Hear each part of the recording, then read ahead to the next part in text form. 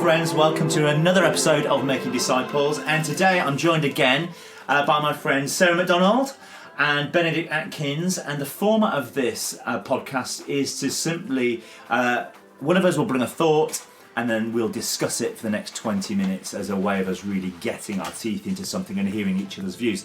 So I'm really excited today. Our thoughts can be brought by Sarah, so let's jump straight in. And friends, welcome to Making Disciples.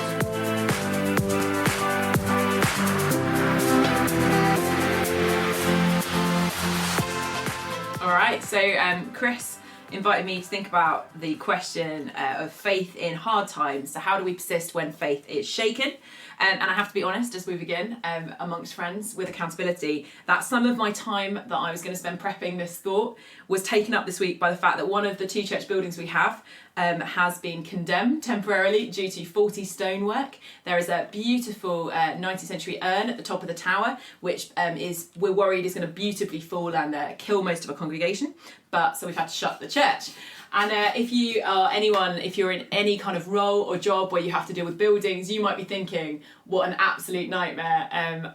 That would be awful. But actually, I think for us, it has been the best thing that could have happened to us as a church community and as people making disciples. And side note, partially because we have a second church building. So basically what's had to happen is we've all had to move into our second church building, and so all our worship services are happening in there now. But I want to start by sharing a little bit from the book of James, and then I'll come back into why I think your building being condemned can be the best thing that can happen for you as a church. So this is James chapter 1, verses 2 to 4. Consider it pure joy, my brothers and sisters, whenever you face trials of many kinds, because you know that the testing of your faith produces perseverance. Let perseverance finish its work, so that you may be mature and complete, not lacking in anything. So James is suggesting that growth as Christians, maturity, comes from difficulty. And so he's inviting the church to consider, when they face times of difficulty, to consider that joy. Now, note, he's not saying you have to feel joyful when life is difficult. I think in the church sometimes we can do this slightly invalidating thing when someone's having a tough time and say, oh yeah, it's okay because Jesus is Lord, you're going to be okay. Or tomorrow's a new day. I don't think that's necessarily always the most helpful thing to hear if you're having a tough time, but he's inviting them to have a different perspective on difficulty. He's saying, instead of thinking maybe, is this God punishing me, or what have I done to deserve this, to consider the possibility that when faith is shaken, when things are difficult, it could lead to growth. Now, I think as a whole, the church in the West generally don't face seismic challenges very often. And I wonder sometimes if that makes it more difficult for us to mature as disciples, because we don't deal with challenge often. The default seems often to be in the Western church that life is generally good, and when something bad happens, that's out of the ordinary, that is different. And I wonder if that makes it more possible that when we deal with personal crisis, it can challenge our faith more than it should, because we've maybe been taught this false gospel that says, when you follow Jesus, life is generally good. And we can chat about that in a bit. And it says that our relationship with God and our spiritual maturity are measured by how well our lives are going. In contrast to that, James says the difficulty leads to growth. Now, I don't know if you know a lot about skyscrapers. I don't know much about buildings. I know way more now than I did like 3 days ago. But skyscrapers often move with the wind. They're designed to slightly move. So at the top of the building slightly sways. Now you might look at that and think, oh, that's a complete disaster, like that building's about to fall over. But actually it's, and I don't know the official engineering or architectural term, it is designed in order to make the building more stable. Because it's got that little bit of flex, the building is fundamentally more stable. And I think potentially having a bit of shaking in our spiritual lives is a good thing, because if we have a little bit of movement, if we're used to some difficulty, we're less likely to be completely freaked out when something catastrophic happens. Because we're used to a bit of shaking, our faith is not based on everything going well. And I think for us as a church, this having to move into a different building, this having to deal with potentially a big project and making things safe is actually going to be really good, because it's going to force us to grow as followers. We are in quite a nice bit of Islington. We have 2 lovely buildings, we have a nice staff team, and actually it's good for us to deal with difficulty, because it's going to make us ask the questions like, what is church? What does it mean? How do we worship God in a different space? It shakes us out of our routine. So I would 10 out of 10 recommend having your building fall apart at some point in your life. And as we go back to thinking about that question of James and considering it joy, we're reminded that because of Jesus, we can move to this place of a new mentality, that when negative stuff happens, it's not caused by something we've done. It's sometimes just the reality that we live in a broken world and parts of it are broken. And so as I kind of finish thinking about this, I'd love us maybe to start by thinking about what are the false gospels that we can hear, the false good news, the false messages that sometimes Christianity can give us that make it more difficult when difficulty comes. Are there particular challenges that because of maybe the way our Western church works means that we struggle more to cope with difficulty?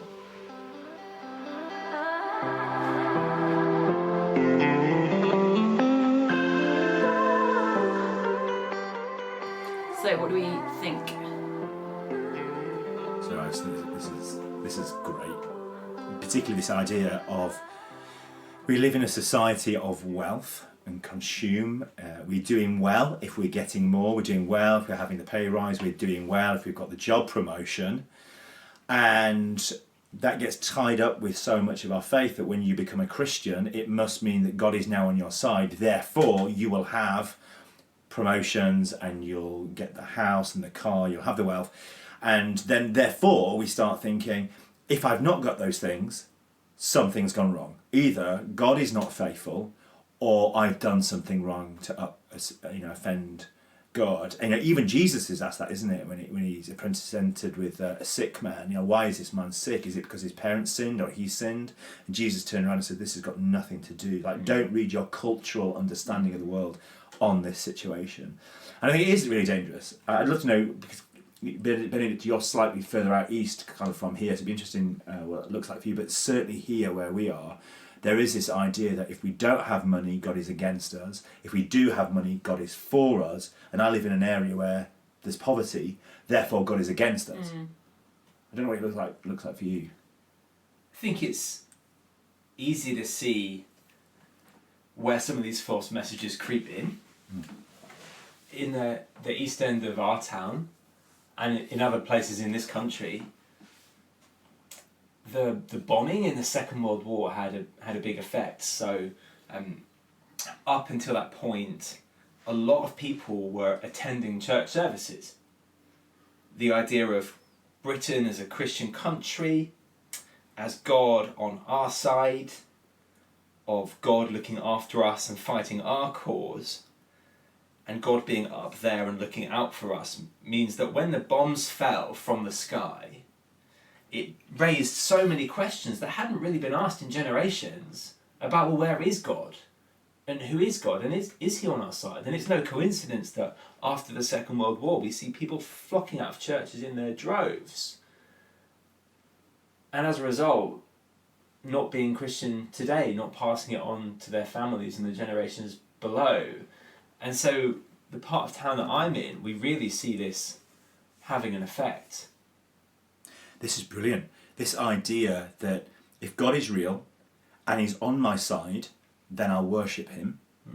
But if God is not on my side and there is suffering, then God must dislike me, therefore I dislike him. That's almost what we've tied together, isn't it? Yeah, and it's so funny because Jesus directly speaks to this, and when he talks about the who's blessed, he says, blessed are the poor in spirit, blessed are the weak. And yet when we talk about, I do it myself, like when I'm talking about what are the blessings God has given me, I think about my house that I get to live in, or my friends or my family as my blessings. And in churches, when we share testimonies of God's goodness and God's blessing, we talk about, I needed a job and God got me a job, or I was in debt. We don't have people stand up at the front and say, I'm blessed because I've had a really tough week of mental health, or I'm blessed because, and yet that's what Jesus talks about, people being blessed who are in those positions. But we've totally messed up this idea of blessing. So I love, Matthew 5, where Jesus says, "Blessed are the peacemakers, blessed are the poor in spirit." That word "blessed" there, I don't remember what it is in Greek now, but the translation of it isn't into words. That word in the Greek translates into a picture. It's a picture of two hands holding something. So blessed are those that grieve. Well, I've never been felt blessed when I'm grieving. So you could almost say, blessed are those who suffer. Well, that surely cannot be true. But yet, when we understand that blessing is being held by God in the hands of God, then blessing is our position, not what we're getting out of it. And I think for me, that's when I understood that's what Jesus was saying. You're in the hands of God when you're suffering, or you're in the hands of God when you are being oppressed. It's a safe place. It's a place you are blessed because you're in a safe spot. But it's not blessed in terms of money or health or wealth or the car or the house or the holiday. It's a blessing over your position. And I think what we've done is we've removed that from Jesus and turned it into this: you'll be wealthy when you are. And it's the position that gives us the blessing. So you're in a good place when you are suffering. How are we in a good place when we're suffering? I think for me, it's because we're in the very place we should be. We're in our Father's hands. And then suddenly I'm like, okay, I can now see how in suffering I might find a good place. That's not what society want, and that's not what they think. What they want is a quick fix, and what we often want, I'm saying society, we're in this, aren't we? We're in the pan that's boiling us alive.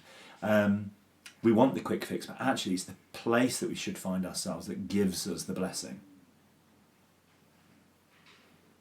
That's good. And consumerism doesn't want us to be in that place of being held by God, because there's a reason that the self-help industry is so successful, right? Because we want to be able to get ourselves out of a situation, and we see that and that's kind of when James talks about growth. I think that we think that growth is us doing stuff to make ourselves better. So I don't know about you, when I'm going through a difficult time, all I want to do is analyse it and be like, what is God teaching me, and how can I name the top 5 things that I'm learning here, and let me journal and write a song, and sometimes that's can be helpful. But I think what I like about the James passage is he's saying growth is a consequence of difficulty. He's not saying you have to force it. He's saying consider joy, because growth is going to come out of difficulty. And I wonder if it changes the way we engage with those challenges, because instead of trying to desperately fight our way out of the pit, we're more content to being held by God in that situation. Yes. So it seems like we've equated blessing with having an easy time. We say, I'm having an easy time, therefore I must be in the hands of God. And so if I'm not having an easy time, it must be because God's let me go. And often before we even try and test God on that, or say, God, show me where your hands are in this situation, I personally find it really quick to then just run away. I'm like, well, I'm obviously not in God's hands, I'm having a rough time, so I'll try and sort it out myself, or I'll try and escape it in some way. I was in Waterstones recently. There are other bookshops for those that want to use them, but I was in Waterstones, and I was looking for one of those in Idiot's Guide 2s, and I ended up noticing that there's more self-help books on the shelf now in Waterstones than there are religious books. So there was literally about 4 Bibles and a couple of commentaries, and then you got these entire shelves full of self-help around different areas, and it just really got me thinking about how we have stripped our lives of God's help in the midst of suffering or the midst of a problem to a place of, well, nobody's going to defend me, therefore I will defend myself. And then we wonder why we've got mental health issues and we're depressed and we're anxious, because we're fighting for ourselves. And understanding when life gets tough where God is and how God is working with us is the most helpful thing we can do, because what we're telling people at the moment is this idea: if you become a Christian, your life will be blessed. They sit back and go, well, my life isn't blessed, therefore there isn't a God. Therefore they go off to try and solve their own problems. Whereas if we said to people, friends, life's a mess, but can I tell you where Jesus is right now? And that God is present with you, and is with you in the midst of suffering rather than absent from you. And helping people kind of check into that idea of God being more present in suffering. He's not less present, he's more present. And it's not the absence of God in suffering. And it's not even this idea that God is trying to teach you something. But actually, God never promised us that we would be blessed. He never promised us that we would be healthy. He never promised us that we would have wealth. He promised us that he'd be faithful. So for me, that's what I want people to know, is God is faithful to you. Doesn't mean you'll get all of these things.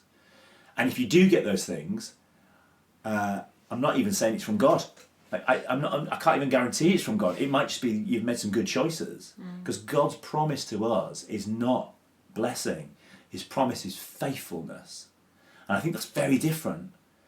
And it's in that, finding that place of faithfulness of God, that you can deal with the crap when it's thrown at you.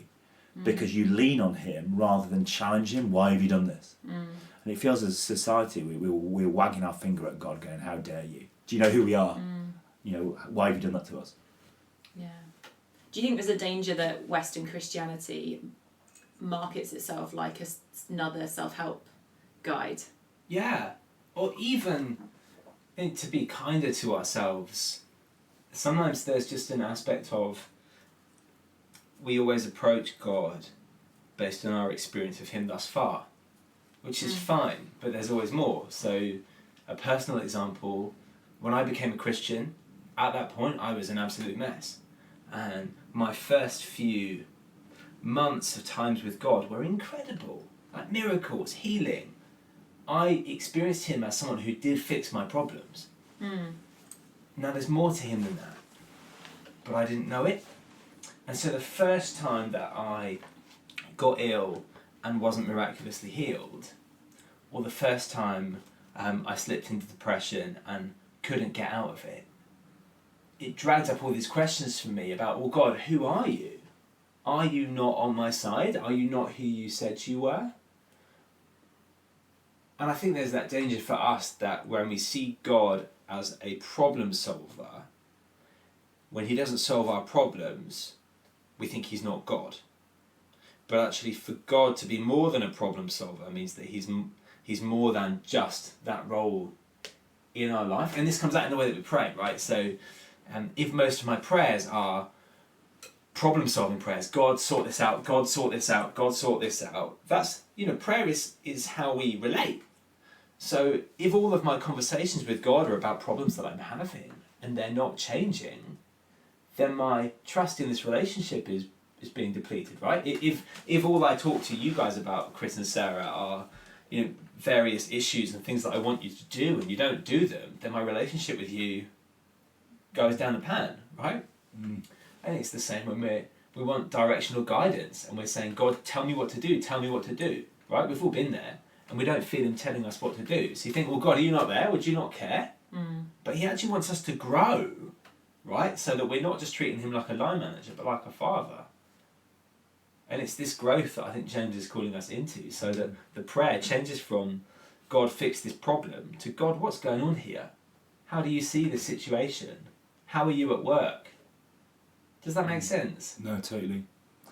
We rebranded our Easter Day service this year, and we had posters outside the church, and it just said, how to be happy.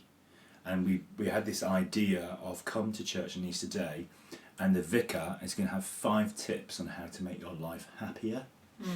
And it was trying to play into this cultural idea that I've got, because we love blogs, don't we, that say 5 tips on how to make the best coffee in the universe or something. So we kind of played on this idea. And then we had visitors come who wanted this answer, how will I make my life happier? And I was able to then speak into my 5 tips. And like tip number 1 was come to the realisation that you will never be completely happy. Like death to happiness. And you can see people going, this isn't what I came for. I wanted 5 simple tips about which dog to put £500 on. But you dice the idea that you are not going to be happy. That's not the purpose of life. What is the purpose of life? It's not to be happy. It's not to be driven for this happiness, there's got to be something else behind it that is the heart of what life is really about. And for me, it's like contentment in knowing who you are, who the people are around you, who God is, and it's finding a place where we trust in the faithfulness of God. So kind of I took us on that journey, but I wanted to twist it. Yeah. About this idea of how could you be happy? 5 tips on how to find happiness. And there were people who turned up to hear that because they want a quick fix. Yeah. But they don't want to do the long-term relationship building with God, that when it comes to the storms, we can actually find God as faithful in it. I really like, I don't know who said it, but the idea of shalom as everything in its right place. And I think that, I wonder how much in the church, if we searched for shalom as opposed to happiness. Explain that again, just for anybody listening who's never heard the word shalom. So that's a great, I did we were going to have a churchy buzzer, weren't we, at one point, if any of us said a churchy word. So shalom, just this idea of peace, it's a Hebrew word, I think. And so sometimes people will use it, but it kind of means more than peace, as in just like a peaceful feeling or feeling kind of calm. I know who it was, a guy called Stephen Backhouse, talked about actually a better translation of the word shalom is everything in its proper place. And I wonder how much, if we were pursuing shalom as opposed to pursuing happiness, we might have an understanding of challenges coming into that kind of, it almost expects challenges, because if you're moving house, right, or you're moving stuff around, like there are points of that movement that feel like utter chaos, or feel like everything doesn't make sense, or there is mess and chaos, because if everything is moving into its proper place, it's going to be messy. And I know in my life, like when God's doing work in me, like there are significant amounts of time where that does not feel fun at all, that does not feel happy. But if you're pursuing shalom over, like everything in its right place, over happiness, you have a framework that makes that challenging point easier to deal with, even if it's not, like, doesn't feel great. And that kind of comes back, you know, you were saying about like when you're praying to God in difficulty, instead of saying like, will you just fix this, saying, God, what is your perspective on this, changes a lot maybe how you see that situation. So with our building, like hilarious, so we moved all of our service to the other building, which we have, and then in that other building during the service there was a flood that went from the top, I know, what a great day, that went from the top of the church all the way down to the bottom. Now, if we hadn't been in that building on the Sunday morning, it would have trashed the whole building. So we would have had no buildings. And for me, like, I don't think, I wouldn't make it as like simple as being like, well, God obviously moved us into this other building so we'd spot the flood. But I just think it sort of showed me it's the ways of God are kind of sometimes mysterious to us, and understanding like what He's doing. But sometimes that's not. There's just a leak. Yeah. It's just bad luck. Yeah. And yet we're doing the Job, going around, why has He done this to me? And it's actually it's just bad luck. Yeah. It's not about you. Everything you know. It's not always about us, and that's the key thing. We make it all about us. A number of years ago, we were living in Birmingham, and our next door neighbour had this thing where she'd often say, somebody up there hates me. And one day she's driving down the road and she drops a cigarette, and she reaches down to pick up the cigarette in the car, swerves into the other side of the road and drives head on to another car. And she says to us, somebody up there hates me. And I'm thinking, no, you're just an idiot. Like, you've just made a stupid decision that has caused an accident. That's not God's fault. You were just doing something silly. And there are times when we're looking for someone else to take the blame, and actually it's just bad luck. Now, you might say, yeah, but I don't believe in luck, Chris. I don't believe it. You know what I mean? It's just that things happen. And it's sometimes, it's not the devil's fault. The devil didn't flick the cigarette out of her hand. She's just an idiot. Oh my days, this is a really interesting thing actually, because the devil, like the way that people use the devil, or like some people call the enemy, in regards to describing misfortune, because it does feel like that's the alternative, right? You're either like, God hates me, or it's the devil like getting at me. And it's this kind of sense, there has to be like a person going after me in order for bad stuff to happen. Because I think I definitely know people like who would, everything negative that happens they would attribute to spiritual warfare or to the devil. Because it's got to be somebody else's fault. We cannot get our heads around the fact that stuff happens or I happen. And I have to be super honest, there are times in my life when it's my fault. And I just have to take responsibility for the fact that I made a bad decision 15 years ago and it's come back now to bite me. or I made a decision when I said something to somebody 10 years ago and it's reared its head again. I just have to take responsibility. And I work with a lot with addicts, and so often addicts have this orphan mentality that believes there's somebody out to jeopardize their life. And there's nobody out to jeopardize their life other than they're an addict. And they've got this addiction and they're allowing it to control their lives. Now, that doesn't solve many suffering issues, but there is an angle on that we just have to take responsibility sometimes. Well, I think we're tricked by the way we're educated to think that when we understand something, we can solve it. And so, like, we've got huge brains, but underdeveloped hearts with God. So something bad happens. I want to understand the root cause of this, why it's happened. Because something in me says, when I understand it, then it will be a bit easier. But in reality, it doesn't. Right? That's good. And so the truth is, sometimes things happen that are hard for us. Sometimes it's the work of the devil. Sometimes it's the work of God. Sometimes it's my mistake. Sometimes leaks just happen. Things fall off. Things break. We live in a world which is beauty and chaos, building and decay, all at the same time. And what's different about the life that Jesus invites us into is this side of his return, it's seeing that world around us differently. So when we go through a hard time, not trying to pin the blame so that we can feel more in control, but moving closer to God so that we can be with him as we journey through it. Because that's us knowing our place, isn't it? That's us seeking what he wants from us in that moment, isn't it? It's closeness with him. It's always intimacy. God is always looking to be intimate to us, with us. Yeah. Can I ask you just, you started, Sarah, talking about false messages. Like we give false messages. One of them is that if you believe in God, then for life will be good. What are the other kind of false messages?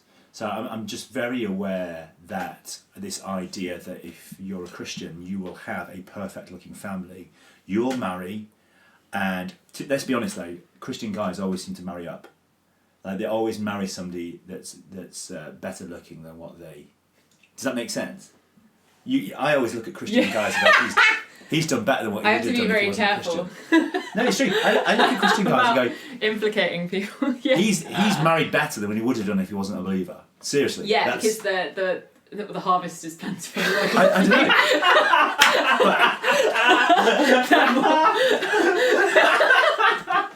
There is this idea. And so I have people in my church who genuinely believe because God loves them, he will give them the perfect husband or the perfect wife. They will have children. They will have the picket fence, and it'll all be beautiful. Oh yeah. Then they hit 40, and it's not happened yet. So it starts this process in them. Is God faithful to me? Because he's given them, he's given them. He's not given me. And I don't want to cheapen that. It feels like deep hurt and rejection. And people just feel it so hard that, and it's a line that we've given people. You know, if you turn up to enough seminars at Christian conferences about Christian marriage, and then you hold up this Christian conference idea, and you might even call it the Disney idea of this perfect Christian life, and then you don't get it. Where's God it's in also that? the narrative around like purity culture, right? So you're saving, even description of like, you're saving yourself for marriage, right? So it's like the expectation that if you make certain decisions about like who you sleep with, God will reward you for that, and that narrative. The other one I think people struggle with a lot is God has called you to one job, and once you find that perfect job, that's what God's prepared for you, and then you deal with people who are like, oh, I just don't know what I'm called to, and I'm waiting for this like download of like my entire like 25-year career path, and God's not given me that, and so obviously I'm either like not listening to him, or he doesn't care enough about me to like give me that clear sense of like what I'm meant to be spending my life doing. Yeah, and we got that from like all the Disney films we watched merged with some weird 1980s Thatcherism propaganda. Like, you can do anything you want to do so long as you believe enough. You know, live your best life, right? And you deserve it. And it's just not the case, is it? What about that song we used to sing? I'm going to be a history maker.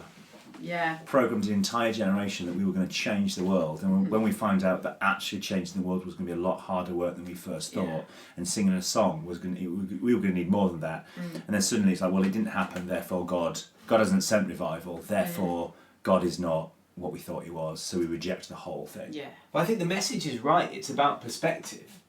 That this shalom that Sarah, you were speaking about, this wholeness, this everything in its right place, the reuniting of everything, it starts within us, right? That's what Jesus gives us, like reconnection with God at our core. And it's from that things flow, and that means we first take responsibility for ourselves and for our actions. Now, it's hard not to sing a song like History Maker and think of, I'm going to be the single person to eradicate poverty off the face of the earth. Whereas I'm not really giving much of my money to people who need it right now and investing much of my time in the system of We want justice. the glory of being a history maker, but we don't want the sacrifice of being a history maker as well. Yeah. And we follow a rabbi who was born into obscurity and lived most of his ministry in obscurity, and so it's such a different way of doing things. And yet, if we're honest, like probably the way, if we were going to announce the resurrection of Jesus, or if we were going to do his ministry based on the culture we've been trained in, we would do it completely differently, and it would be way less effective. Because I think even stuff like it, we're not always prepared to just slog it out in a community for a while, or the costly nature of having to work alongside people who are different from us, or be in a church that is in a little town, in a little estate, that it feels like you're plugging away and nothing's changing. I don't know what I'm going to be a history maker by faithfully attending and serving at my local food bank for 15 years and praying for the same 3 people. Even though that could be actually in the long run the strange nature, what God is calling us to do. But we can't always, or I'm going to spend 5 years of my life at home with my kids and then work part-time and then do different, that narrative is messier, and so we're not equipped to deal with messy narratives. We feel called to be someone, to make a difference, but actually we're not called to that. We're called to Jesus and to do life with him, and that will make a difference, and it will shape him in us. Our idea of living our best life is different to God's idea of living a God life. Amazing. Ben, that's probably a really good spot for us just to close. If anybody's listening to this and you're going through it at the moment, you've lost a loved one, or you've just been diagnosed with something, or a family member, or all the scenarios that life throws at us. If you're going through that, definitely ask the question, where is God right now? Do I sense his presence so I know him with me? And if the answer's no, then the prayer would be, God, would you show your presence to me? Don't be absent from me. Don't run away from me, but come and be with me. Friends, thank you so much for another excellent episode. And Making Disciples guys listening, grace and peace. Don't forget to share this episode, like it, comment, and all that usual stuff. But until next time, grace and peace.